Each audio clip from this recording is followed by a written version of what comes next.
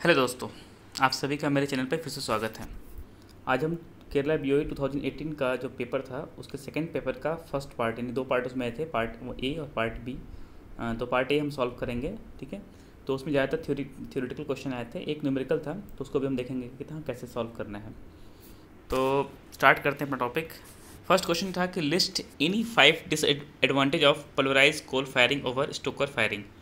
हमको पता है कि हाँ, ज़्यादातर अगर हम बात करें हमसे पल्वराइज कोल फायरिंग के बारे में पूछा जाता है तो ये होगा, मतलब हम उसको बेनिफिट ही बताते हैं कि हाँ उसका सरफेस एरिया बढ़ जाता है तो ज़्यादा एफिशिएंटली बर्न करता है। तो लेकिन इसमें इन्होंने पूछा कि डिसएडवांटेज क्या है, और उन्होंने मिनिमम 5 बोला है। अगर आपको 5 नहीं आते तो आप मतलब उसी हिसाब से मार्किंग होगी। ये 5 नंबर का है तो ऑब्वियस बात है कि हाँ एक एक नंबर का एक एक पॉइंट रहेगा, तो आप कोशिश करिएगा मिनिमम 5 पॉइंट तो लिखिए। अगर आप एक्स्ट्रा पॉइंट लिखते हैं तो वो एडिटिव रहेगा, एडिशनल बेनिफिट रहेगा। तो ठीक है, ज़्यादा कुछ ऐसा नहीं है, आप कर सकते हैं। तो टॉपिक स्टार्ट करते हैं। सबसे पहले पॉइंट है कि the initial investment in pulverise coal firing system is more compare to the solid जो कोल फायरिंग है। तो initial investment point of view से बात करें तो जो कॉस्ट होता है वो ज़्यादा होता है हर जगह आप देखेंगे तो जैसे कि अगर हम बात करें कि हाँ ऐसे रनिंग कॉस्ट में भी इसमें आता है, रनिंग कॉस्ट भी हायर होता है। तो इनिशियल इन्वेस्टमेंट मतलब अगर हम बात करें तो हमको जो सॉलिड स्टोकर फायरिंग है उसमें हमको कोल मिल की ज़रूरत नहीं पड़ती है, लेकिन हमारा जो पल्वराइज कोल फायरिंग है उसके लिए हमको एक कोल मिल की ज़रूरत पड़ती है, जिसमें कि हम कोल को क्रश करते हैं और फिर वो पाउडर फॉर्म में उसको कन्वे करके पीएफ एयर के थ्रू कन्वे करके हम फर्नेस में ले जाते हैं। तो इनिशियल इन्वेस्टमेंट तो लगता ही है, प्लस रनिंग कॉस्ट हमारा नो डाउट कि हमारा जो ऑक्सिलरी रहेगा, हमारा अगर कोल मिल चलता है तो ज़्यादातर कोल मिल जो जितने प्लांट के रहते हैं वो ज़्यादातर एचटी मोटर ही रहते हैं। तो उनका जो रनिंग कॉस्ट है, यानी कि एचटी मोटर चलाएंगे तो हमारा रनिंग कॉस्ट भी लगेगा, ऑक्सिलरी बढ़ेगा, तो रनिंग कॉस्ट भी ज़्यादा होता है।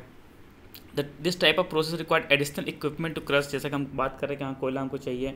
तो और प्लस हमारा क्रशर हाउस की बात करें तो क्रशर हाउस में भी हम स्क्रीन ज़्यादातर स्क्रीन हम लगाते हैं। जैसे स्टोकर फायरिंग में कम स्क्रीन में भी चल जाता है, लेकिन वहाँ पे हम चाहते हैं कि हाँ छोटे से छोटे साइज़ में कोल जाएँ, जिससे कि हमारा क्रशिंग ज़्यादा कोल मिल पर जाने के बाद क्रशिंग करने में ज़्यादा हमारा ऑक्सिलरी कंजप्शन ना बढ़े या फिर रिजेक्ट ना आए, ठीक है।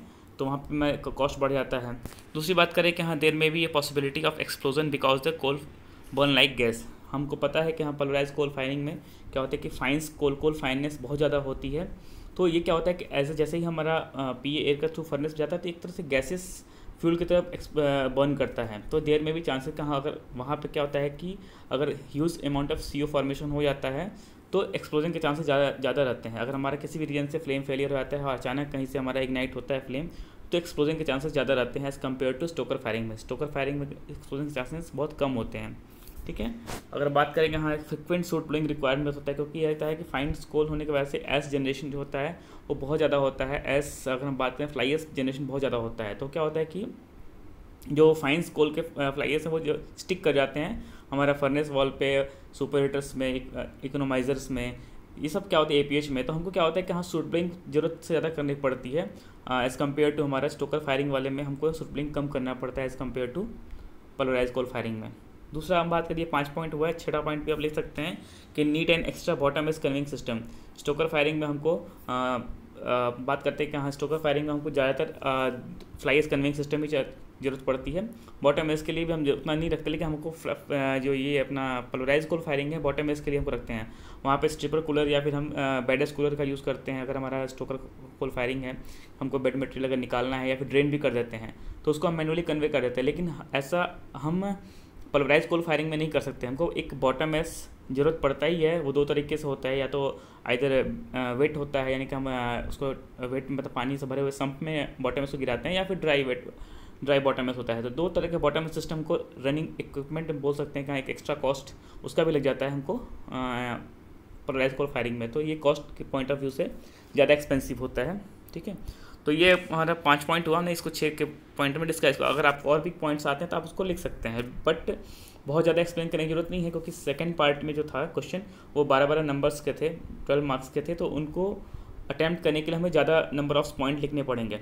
और पहली बात एक और बात बोलना चाहूँगा कि आप कोशिश करिए कि जो थ्योरेटिकल क्वेश्चन है ना उनको पॉइंट वाइज लिखिए इंस्टीड ऑफ आप लैंग्वेजेस में लिखने के। ज़्यादातर लोग क्या होता है कि लैंग्वेज लिखने में ज़्यादातर होते हैं कि हाँ लैंग्वेज लिख देंगे, ऐसा होता है वैसा होता है, बट उसमें मार्किंग कम होती है। अगर आप पॉइंट वाइज लिखोगे तो कम लाइन में कम पेजेस में आपको ज़्यादा मार्क्स मिलेंगे जबकि आप लैंग्वेज लिखोगे तो भले आप दो पेज भर दो, लेकिन आपको मार्किंग कम मिलेगा। अगर आप 5 पॉइंट लिखे हो तो आपको 6 पॉइंट लिखे हो तो आपको 5 मार्क्स मिल सकते हैं, लेकिन ऐसा नहीं है। अगर आप 2 पेज भर दोगे तो भी आपको हो सकता है कि वो 4 ही नंबर दें। तो कोशिश करिए कि हाँ पॉइंट वाइज लिखिए, ठीक है। नेक्स्ट क्वेश्चन था list any 5 characteristics of good pulverising system. इन्होंने फायरिंग का नहीं पूछा है, पल्वराइजिंग सिस्टम जो है हमारा, जो पल्वराइज करता है कोल को, उसकी जो 5 कैरेक्टरिस्टिक्स हैं, जो मतलब किस पॉइंट ऑफ व्यू से वो अपने आप को मतलब कैसे वो अपने आप को सुपीरियर बनाता है, कैसे हम बोल सकते हैं कि हाँ वो पल्वराइजिंग को बाकी जो पल्वराइज़र हैं उनसे वो अपने आप को, जो एक गुड पल्वराइज़र है वो कैसे सुपीरियर हो सकता है, ये है कैरेक्टरिस्टिक्स। आपको ऐसा नहीं कि हाँ बेनिफिट्स लिख देने हैं वहाँ पर कि हाँ हमको स्टोकर के बेनिफिट्स क्या होते हैं पल्वराइजर के, ज़्यादातर लोग ये कर देते हैं। नहीं, आपको कैरेक्टरिस्टिक्स बताना है कि वो कैसे सुपीरियर हो सकता है, कैसे ज़्यादा बेनिफिशियल होता है अदर, अगर वो किस पॉइंट ऑफ व्यू से, हम कौन कौन से पॉइंट जिससे हम बोल सकते हैं कि हाँ ये गुड पोलराइजर है या फिर ये बेस्ट है सिस्टम लगाया है हमने।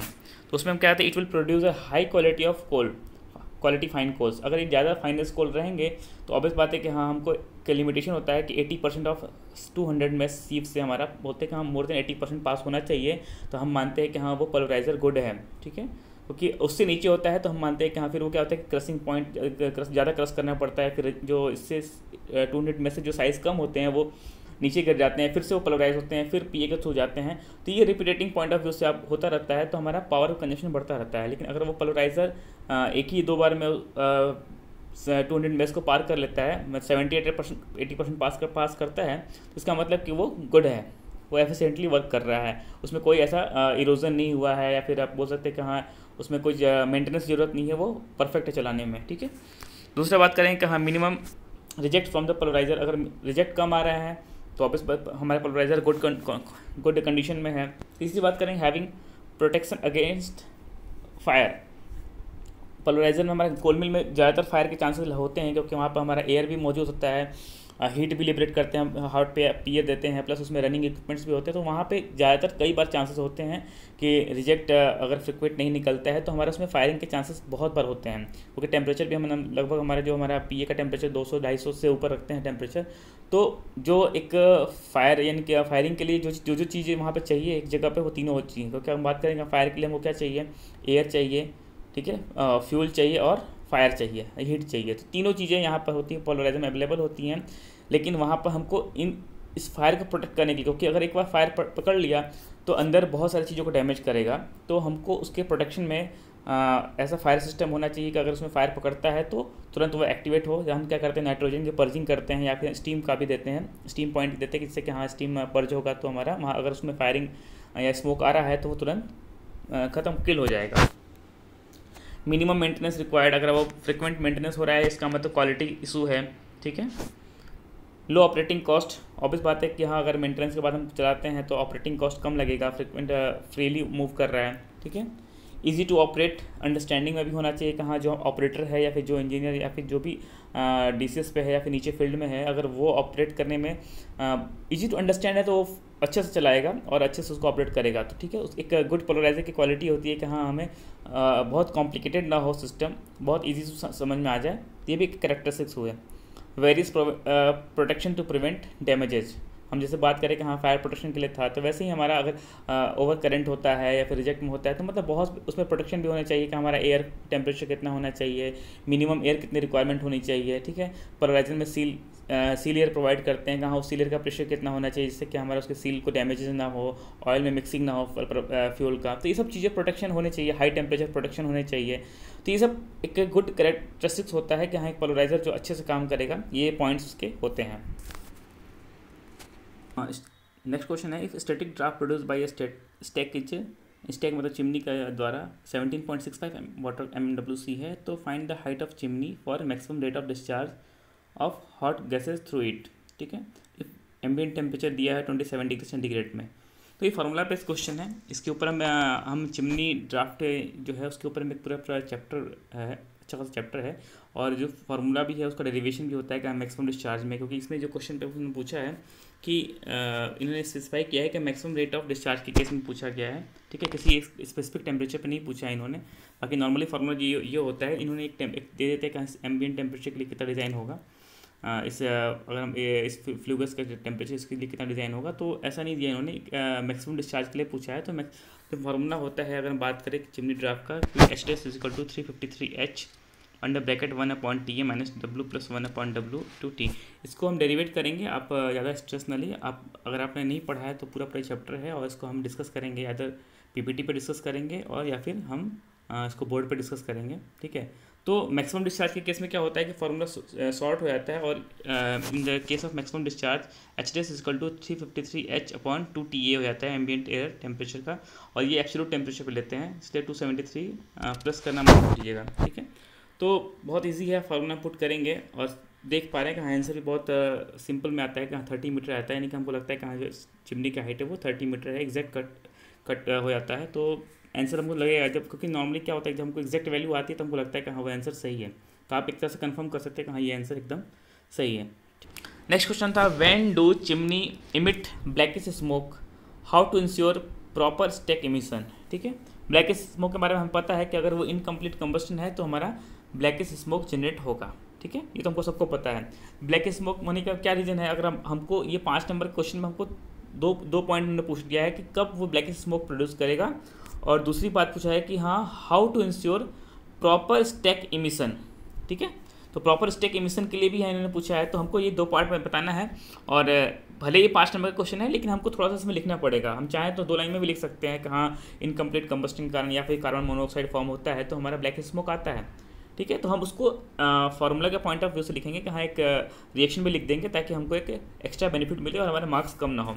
तो blackish smoke indicates incomplete combustion of boiler fuel, coal when burn following combustion reaction take place, carbon to oxygen से कार्बन मोनोऑक्साइड पहले बनता है, देन कार्बन मोनोऑक्साइड से हमारा कार्बन डाइऑक्साइड बनता है। When insufficient air is available for combustion, carbon monoxide form instead of carbon dioxide which results blackish smoke, ठीक है। ये पहले क्वेश्चन का आंसर हुआ। दूसरा पूछा था कि how to ensure proper stack emission, white smoke, obvious बात है कि हमारा जब वाइट स्मोक होता है हमारा वो इंडिकेट करता है कंप्लीट कंबस्टन, लेकिन उससे एक लिमिटेशंस है, ठीक है। इंस्टेड ऑफ स्टोइकोमेट्रिक एयर जो रिक्वायरमेंट होता है, यानी कि जो थ्योरेटिकल एयर रिक्वायर जो फ्यूल के लिए चाहिए, excess air will be required to complete combustion of fuel, हम देते हैं excess air, but extra excess air will increase the boiler flue gas heat losses, so minimum excess air will be required for complete combustion of fuel. तो आप ऐसा point लिखिएगा जिससे कि उनको कन्फ्यूजन ना हो। हम एक्सेस एयर ऐसा नहीं हम बोल सकते कि हम बहुत एक्सेस एयर दे दे तो हमारा कंप्लीट कंबस्टन हो जाएगा। एक्सेस एयर एक लिमिट तक हम एक्सेस एयर देते हैं, उससे ज़्यादा अगर हम देते हैं तो हमारा नो डाउट हमारा बॉयलर एफिशिएंसी डिप्रिशिएट होता है। तो उस पॉइंट को भी हमको मेंशन करना है कि एक limit of minimum excess air देते हैं, इससे कि हमारा कंप्लीट कंबस्टन हो और स्मोक हो, ब्लैकिश ना हो, वाइट हो सकता है, ठीक है। नेक्स्ट करें कि हाँ why river water can not be use directly in boiler as feed water, ठीक है। तो ये भी हमको हम पॉइंट वाइज लिख सकते हैं, हम चाहे तो एक लाइन में भी लिख सकते हैं कि हाँ हमारा TDS बढ़ सकता है, हार्डनेस बढ़ सकते हैं, एल्कलिनिटी बढ़ सकती है, बट हम चाहेंगे कि हम उसको पॉइंट वाइज में लिखें ताकि हमारे मार्क्स रिड्यूस होने के चांसेस कम होगा। तो हम जैसे लिख सकते हैं कि हाँ river water contain various amount of suspended and dissolve matters as well as dissolve gases, ठीक है। ये तो पॉइंट हुआ हमारा। The type and amount of impurities in river water vary with source and the area of the location, यानी कि अगर river water छोटा सा रिवर है वहाँ से ले रहे हैं या फिर बड़े रिवर से ले रहे हैं, डिपेंड करता है कि हाँ सेडिमेंटेशन और वो कि अगर बड़े रिवर से ले रहे हैं तो वहाँ पे सेडिमेंटेशन के चांसेस ज़्यादा होते हैं कि सेडिमेंटेशन कम रहते हैं, मतलब पानी स्थिर रहता है। लेकिन अगर छोटे से लेते हैं तो वहाँ पे बार बार डिस्टर्बेंस होती रहती है, तो हम बात करें कि हाँ उसमें जो इम्प्योरिटीज ज़्यादा होती हैं, ठीक है, सस्पेंडेड सॉलिड ज़्यादा रहते हैं। तो बात करेंगे उसी के लिए कि हाँ डिपेंड करता है कि हाँ ये कहाँ से किस लोकेशन से लिया गया है। Impurities in water become an important consideration when water become an important consideration when water is to be use for the steam generation, ठीक है। ये तो पॉइंट अपना which the trend of towards higher pressure boiler pre treatment has become the key to successful operation of industrial power plant, ठीक है। Feed water must be pre treated to remove impurities to control deposition, carryover and corrosion in the boiler system. Poor quality of water gives poor quality steam, obviously, ठीक है। These impurities will deposit and affect the heat transfer area of boiler and cause boiler tube failure. To prevent these impurities, we use filtration, pre-treatment, ion exchange, UV and reverse osmosis process. ठीक है, ये तो हमको सब पता है, लेकिन हमको बस ये कि हाँ वहाँ पे समय कम लगे, यानी कि कम टाइम में, हम इसलिए इसको पॉइंट ऑफ व्यू लिख दिया है ताकि आपको वहाँ पे ज़्यादा सोचने की जरूरत न पड़े। एक बार अगर आप पढ़ लोगे तो अगर ये इस टाइप का क्वेश्चन आता है तो आप उसको तुरंत आप लिख पाओगे, टाइम कम किल होगा। What inspection to be needed on external fitting of boiler. अगर एक्सटर्नल फिटिंग्स है बॉयलर के, उसमें कौन कौन से हम बात करते हैं कि इंस्पेक्शन कौन कौन से करते हैं, तब हमको सोचना पड़ेगा कि हाँ कौन कौन से एक्सटर्नल फिटिंग्स होते हैं जो बॉयलर्स में होते हैं। हम इंटरनल की बात नहीं कर रहे हैं, इसलिए हम कभी भी अंदर हम स्टीम सेपरेटर्स की बात नहीं करेंगे, साइक्लोन सेपरेटर्स की बात नहीं करेंगे।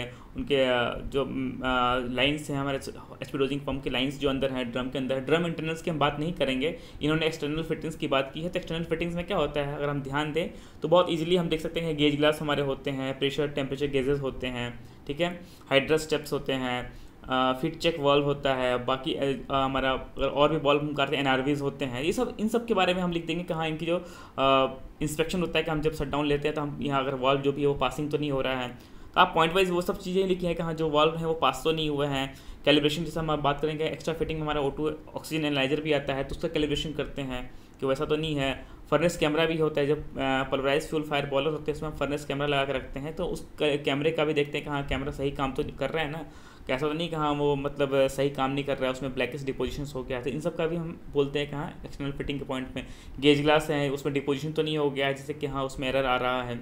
तो ये सब चीज़ के एक्सटर्नल फिटिंग्स हैं, टेम्परेचर प्रेशर गेज कैलिब्रेशन होता है, इसका भी हम देखते हैं। ठीक है, तो ये सब चीज़ें हमारा एक्सटर्नल फिटिंग इंस्पेक्शन में आता है और ये पॉइंट पर आप देख सकते हैं।